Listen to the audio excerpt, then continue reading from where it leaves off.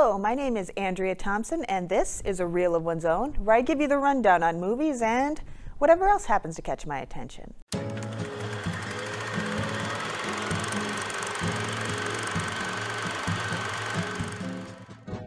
So, now that you've gotten a sense of what you're in for, let's just get right to it.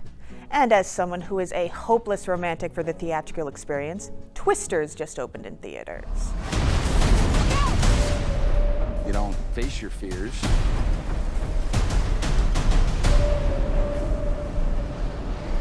You ride them.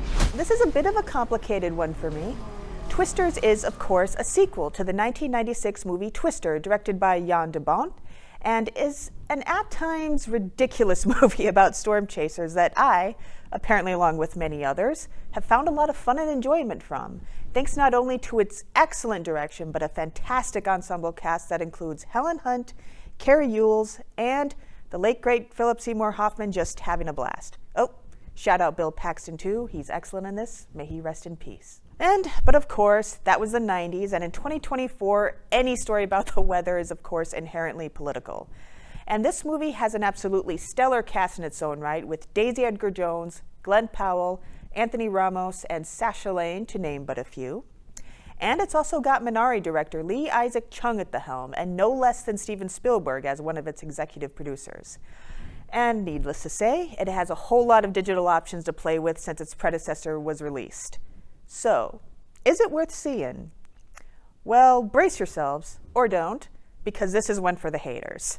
Whereas the 1996 movie was anchored in its characters, lovable or not, Twister somehow left me feeling both bored and offended. And believe it or not, it was my working class sensibilities that got triggered first. After we get a traumatic origin story for the movie's heroine Kate, played by the aforementioned Daisy Edgar-Jones, she quits chasing storms only to be pulled back in. And wow, is it clear that she is working for the bad guys.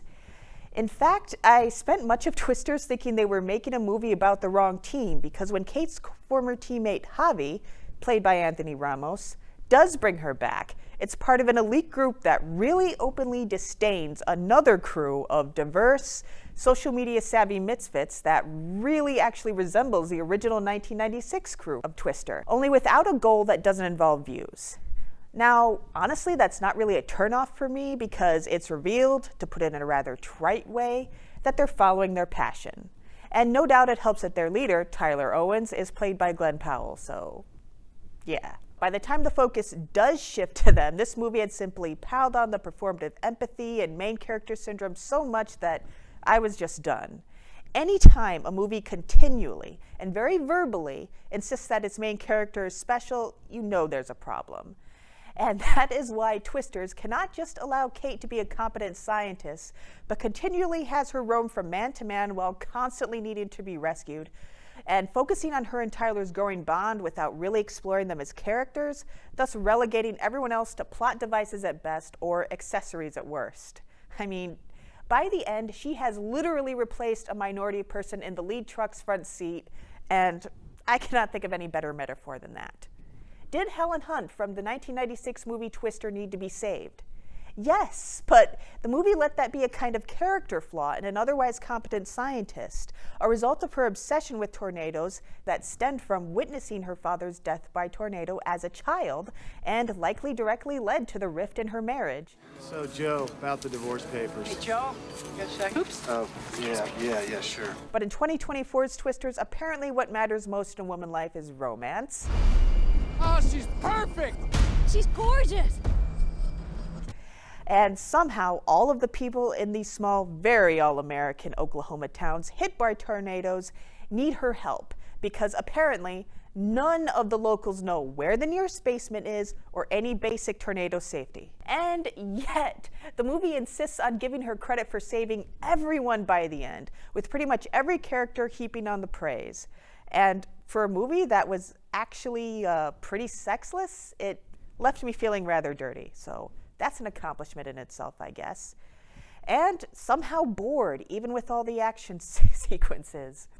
So, yes, in my not at all humble opinion, see the original, which used its genre to explore its very fun, very distinctive characters while giving us some great set pieces and not only shouting out some Judy Garland films, but other classic movies such as The Shining. But Twisters has about as much soul as Space Jam 2, and if you've forgotten about that movie's existence, well, there's a reason for that.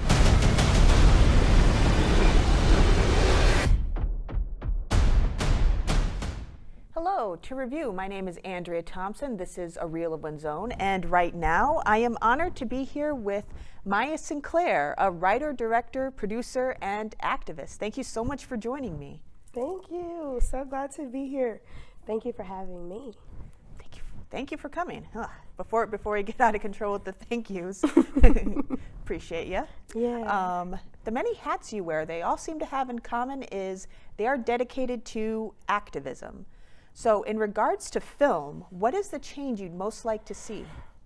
Oh my goodness. When it comes to film, I feel a couple ways, but let's start here. I'm just really quite tired of the remakes. Oh my God, please spare us all. The magic has already been created. It's already happened. How about you give us, the new artist, those of us who are in the vanguard, we are living presently, and we are inspired daily by what we experience. Give us an opportunity to tell you a new story in a new way. What's been done in the past has been done in the past. Let the past be the past and take a chance to dare to give us the opportunity to imagine what the future can be.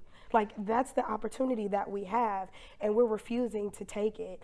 And like, it's just been so, like, at one point there were so many projects on TV that were written by women of color, by specifically Black women. And once the strike was over, cut. I have so many friends, so many family members who were participating in the strikes, and then they come back and then their shows are cut or they're extremely delayed. We have to be way more intentional about giving women of color, people of color, and all those people who feel like their stories don't get told, that they don't see themselves represented. Those are the people that we need to give the opportunity to tell their stories, as we are the ones who are the rightful keepers of history. We see what happens when history is not kept correctly. Yes. I'm the choir, and you are preaching my song. So okay, yes, amen. Selah, amen, and it is so. Yes. So let's switch to a less complicated, lighthearted topic. Sure. What do you think is the biggest obstacle in regards to achieving true equality, in your opinion? You're so funny. You think that that's lighter? Oh no, that was Wait till pure. you hear what I'm about to say. That was pure sarcasm, and I am bracing myself. Okay, good. That went over my head, and that's fine. So My look, bad. to achieve equality, what we really need is those who have power to willingly give it up. Ooh. It's just that Tough simple. sell. It's just that simple. I know it's hard to do, but it's really just that simple. Because when you hold power, you have the ability to create the structures in which you operate, and that power is able to thrive. So to give equality, and I don't even believe in equality, what we need is equity. Equity is when people get their needs met, because your needs are not my needs, their needs are not our needs. Everybody's needs need to be met according to who they are. So to achieve equity, people need to willingly give up their power. Those who are in power, they need to willingly give that up. And we understand that that's not going to happen. So that means those of us who are on the other side who, and I'm going to tell you this much, I'm not a person who doesn't believe I have power. I know I have power. I have power and authority over my life to create the life that I desire, because that's my God-given right. It is divine. So that is different power than trying to allow the structures and systems that are at play to dictate your life. So if you want to have equality and equity for yourself, that just means you go about doing what's important to you. You create, you live, you thrive, you heal, you grow, you evolve. You work on you. You stay focused to what is important to you. Then you have the ability to serve your community, to be of service. That's what I think real equity is. When my needs are met, I'm able to contribute as a full, whole person. Open the door. I'm able Get- to open the door. for Yes, others, or at least make absolutely. room for others. Hire others. People are usually hired. Yes. It's like when you feel someone taking a chance on you and you take the chance and you're thriving, then you turn around and you give somebody else a chance. It's a civic duty that pays off Yes, it's service. in so many ways, capitalistic and non-capitalistic. Yes. Oh, and really, truly, serving and community is literally the antithesis of capitalism, which is It's why uplifting. they Uplifting in won't every let us sense. do that. Which why they wouldn't want us to do that, because when you're so focused individually, you forget about community, and community is uplifting. Community Definitely. is empowering. It's where we find our strength. Definitely. And that actually leads into my next question, which regards community and the news cycle. The news cycle can so easily lead to a sense of hopelessness. Oh, man. So what drives you to keep going and believe that change is possible? Because I believe it, I assume you believe it. Oh, I know it's possible because I see it happen every day in my life. Octavia Butler said the only thing that is constant is change. Change is God. So I completely agree with that. And I think it's really funny to me because I've been noticing this in the last week. Whenever something extremely political happens on TV, I am never watching it. I am never present to it. And I just think that some people would say like, oh, Maiya, that's because you're not paying attention. No, I'm no. paying attention to what matters. When the debate happened, when the shooting happened, I was in community. I was around, I'm just be very frank, I was around Black women. I was being loved. I was being creative. On the night of the debate, I was sitting next to Miss Opal Lee, who is the grandmother of Juneteenth. She is responsible for it becoming a federalized holiday. Goodness. Right? I'm Goodness. sitting next to her when this stuff is happening. So that further confirms that I am on the right path. That's what keeps me uplifted.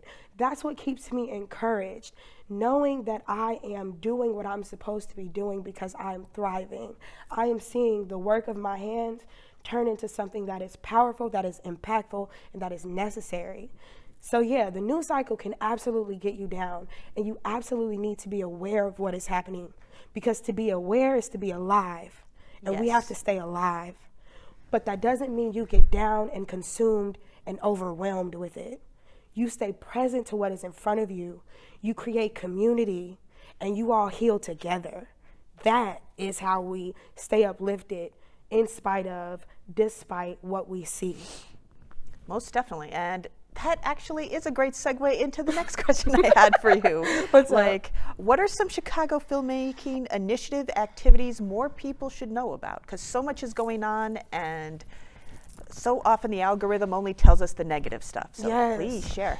Absolutely. So there's two organizations that I'm going to highlight in this moment. One organization is called Sisters in Cinema. We just mentioned that on the program and some of the events they're happening on the 27th. Wonderful. I love them so much. They're amazing. So many activities. excited to continue to grow and build that relationship with them. Sisters in Cinema has so many events coming up. They've had, just a couple of weeks ago, they had a workshop when they were talking about the importance Was of... that run by Zaina? Yes. Yes, Zaina's workshop. She's amazing. Isn't she? Yes. That's my bestie. She taught me everything I know about film. Yeah, she just won an award from the organization I work for, the nonprofit I also work for. So she is just like... Zaina is a powerhouse. She has the foresight of what we can do with film. She's empowered me to believe the things that, no, I don't need a $20 million budget to make a film. No, I don't have to go to Hollywood to do it. No, I don't have to start as the PA and work my way up to hopefully maybe one day, possibly, if I'm so lucky, given the golden ticket to Willy Wonka's factory, Yes. to be my project to get so many greenlit. jobs Ava DuVernay had to take before they let her even touch a director's chair. And Go the near it. minute she did it, was it not flawless? It was amazing, and part of my big part of my disillusion with Hollywood was that Selma was not nominated for Best Picture. I'm still angry because she did the work. She took a figure that so many of us think we're familiar with and flipped the script. And but yeah, that's the whole other rant. Yeah, Man, I can talk about Ava, Zaina, Sisters in Cinema all day long, right? Well, that's why we need a time limit here. But I do just want to mention the K. Ryan Center for the Arts. It is a theater, state-of-the-art theater that is on the west side of Chicago. It is for the community, by the community, led by an amazing woman. Her name is Rashida Graham Washington. That is my fearless leader, and I'm also the director of operations at that theater as well. And we have an artist call coming up, and we are just really committed to arts meeting activism. It is the necessary work of liberation. And so, yeah, Sisters in Cinema, Zaina, Ava DuVernay, and the KCA. Yay! And this time, non-sarcastically this time, I want to shift to perhaps a lighter topic. What are your favorite films? Oh my gosh, I have so many. I love Love Jones. My favorite film of all times is The Five Heartbeats by the great Robert Townsend. He is a giant in my eyes. I really love the way he directs. Hollywood Shuffle is another. Oh my God, amazing. Oh my God, are you a fan? I love Hollywood Shuffle. Oh my God, me too. Chicago Jones. Okay. Dirty Larry. Yes. Oh my goodness. Oh, that's so refreshing. I love my that. God, it's so you amazing. understand a lot of where I'm coming from is because that is one of the movies that I love. Let's see. Oh, I It's love because of Daughters Sisters of in the Cinema that I got introduced to Odds and Ends, where the computer's telling her off too. That's an amazing short film. That I'm not familiar, but I would love to get familiar. So you're gonna have to. It's on Criterion too. Okay. I'm gonna check that out. Let's see. Oh, Daughters of the Dust. Oh, that was just also mentioned on my program. My number 2 film that you should be watching, right underneath, only film that surpassed it for this list was The Red Shoes. I'm not familiar. Okay, so I need to watch The Red Shoes. Yes. I'm familiar with Daughters of the Dust. I reference it all the time. Julie Dash should have had such a huge and fruitful career after that. But Absolutely. But you have to understand that that film is not for everybody in the way that back then it would have needed to be, in the sense Well, yeah, I think Hollywood was confused that there were no white people in it. there you go.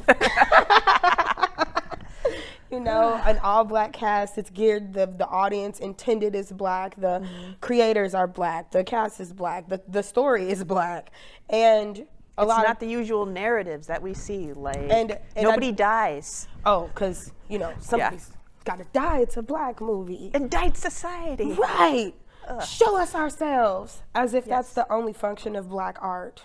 Yeah, well, they also weren't used to, I think, slavery being discussed that way, because in cinema, like if you want to show like the effects of slavery, they have to include that shot of the whip marks on the back. Exactly.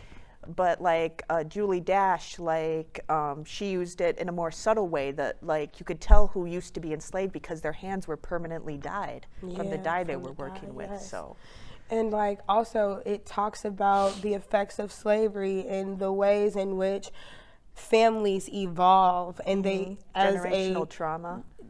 Generational trauma of deciding, do we go forward and choose a new world?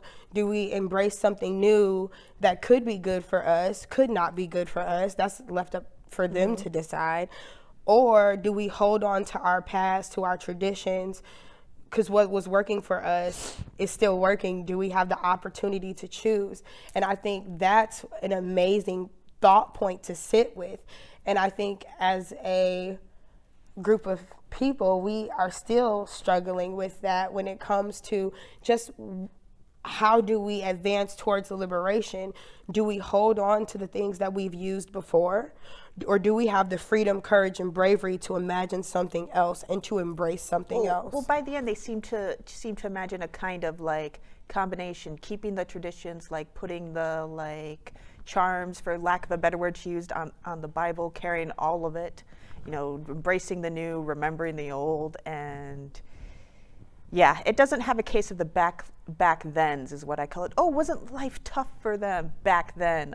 It made audiences uncomfortable. Where they're like, wow, this could really take place. Yes, having the power to know that it is both and. I find that is always empowering when you don't have to choose what you're going to do. And so, yes, that is. And when people from that community are actually allowed to tell their story, to cite Moonlight again, it is a story that a lot of people thought they'd seen before. But since he was telling a story so familiar to him, Moonlight. Yeah. So we first got introduced to Mahershala Ali. It's a beautiful film. And thank goodness these movies are less so one-offs. They don't disappear. The directors have to wait less for permission, at least, and they're going off to make stuff. Making stuff their own and finding others who believe in their project, believe that this art is good, regardless of what could be said in the award ceremony, and finding the people that want to make this project, who believe in what you believe in, and having the ability to network across is impactful, and that's also powerful. Definitely. And it allows you to maintain your autonomy. Definitely. So for that, since we kind of have to wrap up, I want to ask, what is next for you? What's next for me is I have a project that I'm working on. It's called Doors and Fears. I'm very excited about this project because it's one, I'm partnering with my husband on it, and it's kind of inspired by his own journey of his work, and we can get more into that as the project rolls around. But it is a multidisciplinary art piece, as it includes an art piece installation itself of physical doors being designed and created, crafted, but then there's also the photography piece, as well as the art theory that frames the piece, as well as the short documentary of me and my husband talking about us making the project together and our aligning viewpoints of the masculine and the feminine's approach to dealing with our fears and having the opportunity to step through the door to overcome them. Oh, that sounds amazing. So yes, can't wait to see it. And It's gonna be great. I think that's all the time we have. So thank you so much for joining me and for being one of the best interviews I've ever had. This is a pleasure. It was. Thank you. Thank you. Maiya Sinclair, look her up, know her, find her work. As you can just see, she's amazing. So glad I can spread the word. Thank you. This was so wonderful. I'm so glad to be here with you, and thank you for this time. This is a wonderful conversation. And I also love that we have some commonalities. We got Hollywood Shuffle and Daughters of the Dust. Oh, yes. This is wonderful. This is great. Now, I wouldn't be a proper film critic if I didn't tell you what movies you should know, would I? So, what are my personal top 10 movies you should watch? For today, anyway, because that can change by the hour, the minute, etc. Number 10, The Wizard of Oz. You're off to see the wizard, the wonderful Wizard of Oz. One of the best musicals of all time, which also often serves as an intro to one of the industry's goats, if not the goat, Judy Garland. And bonus, there's a whole lot of sordid tales as to just how this bright, colorful confection was made. Watch it. We're off to see the wizard, the wonderful Wizard of Oz. Number 9, Tampopo. 私を弟子にしてください。突然この店を本物のラーメン屋にしたくなっちゃったんです。それじゃあ今日からこの店を町一番のラーメン屋に作り変える大作戦を開始だ。I'm currently making my way through Juzo Itami's filmography, and this delectable feast for cinephiles and foodies has become a regular tradition for me. I carried a bowl of ramen from my favorite spot, Shinya Ramen House in Bridgeport if you're interested. Then I just sit back and enjoy this 1985 comedic romp about a truck driver who decides to help the owner of a failing ramen shop revive her business and find the perfect recipe for success. 私、タンポポです。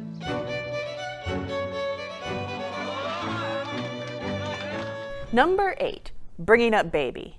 This was my gateway drug to the screwball comedy genre. Made in 1938, it still holds up. Cary Grant and Katharine Hepburn are one of cinema's best comedic duos, and their timing and the sheer creativity of the physical comedy as they race from one outlandish escapade to another is pure gold. Now I'm going to come and get you in my... Susan, What happened? Is it the leopard? No, nothing happened to me, David. I just the leopard! David, the leopard! How does it eventually involve multiple leopards and a missing dinosaur bone? You'll just have to watch. Number 7, Goodfellas. As far back as I can remember, I always wanted to be a gangster. This 1990 masterpiece is one of my favorite gangster films and one of my favorite Scorsese movies. One reason I love it isn't only Ray Liotta's famous opening line, where his character Henry Hill says he's always wanted to be a gangster. It's that it's set in the movie's present-day setting when he and his friends are disposing of a soon-to-be dead body in the trunk of a car. Goodfellas then flashes back to Henry Hill's nostalgic beginnings in the 50s, and there's very little glorification you see in other mafia movies, as Scorsese not only shows what Hill's desires have brought him to, but how it came to this. I'm an average nobody. Get to live the rest of my life like a schnook.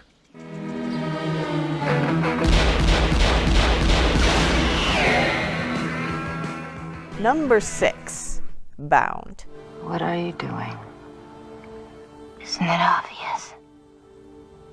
I'm trying to seduce you.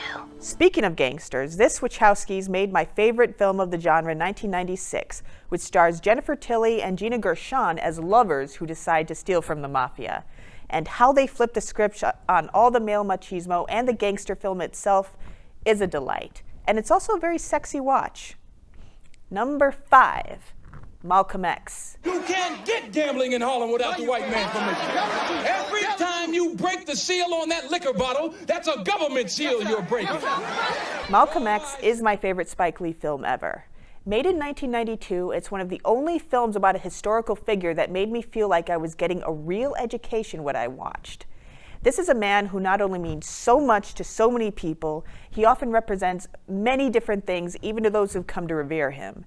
It would have been so easy to get this wrong, and Lee not only nails it, he makes it look easy as he gives exquisite attention to the life of a very complex man and his times. And wow. Denzel Washington's performance blows me away every single time. You see this here? This is who you are. Beautiful. You're a beautiful black self with pride and dignity. Number 4, Morocco.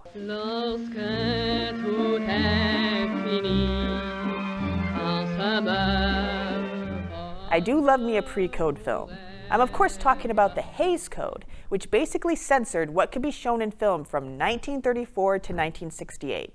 This, of course, included queer content, but Morocco came out in 1930, so you are free to enjoy Marlene Dietrich's smoky, sexy number in a suit as she locks lips with another woman in her musical number for her role as a self-destructive nightclub singer who ends up falling for a Playboy soldier, played by the excellent Gary Cooper.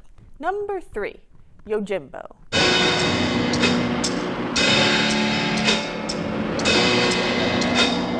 This 1961 film may not actually be Akira Kurosawa's best.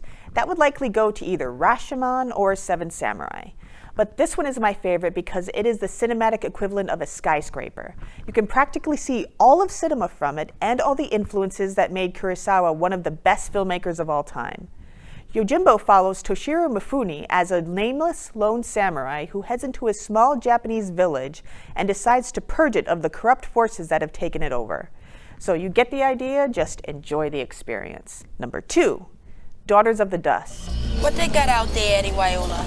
Life, child, the beginning of a new life. If there were any justice in the world, director Julie Dash would have had a long and very fruitful career after Daughters of the Dust was released in 1991. She practically created a whole new cinematic language that highly influenced Beyoncé's Lemonade, to cite merely one example.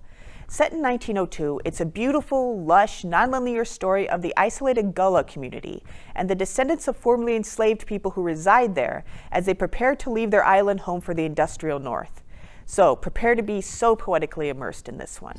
Never forget who we is and how far we done come. Number 1, The Red Shoes.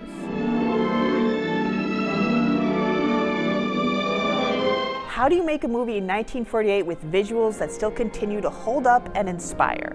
You get Emmerich Pressburger and Michael Powell to direct the story of a ballerina who becomes increasingly torn between art and love. Watch it and it'll continue to astound. If you see it on the biggest screen possible, you will not regret it.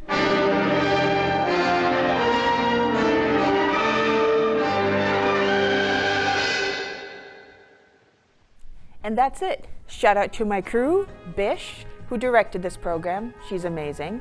Has a screening of her film Last Date at the end of August as part of the Chicago Park District Chicago On-Screen Festival.